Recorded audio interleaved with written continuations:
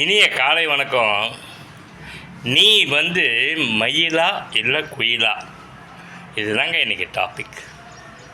மயிலை பார்த்துருக்கீங்கள, தோகையை வெறிச்சு சந்தோஷமாக ஆடும், காற்று நல்லா ஏதாவது கருத்துலாம்.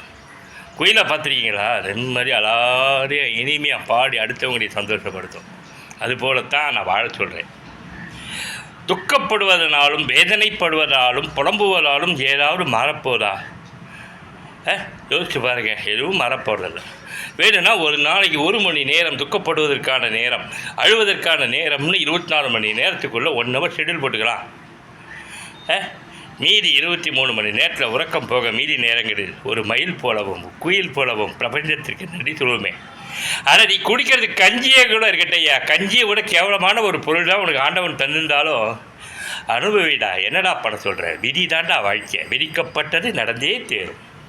மயிலாக மாறு, குயிலாக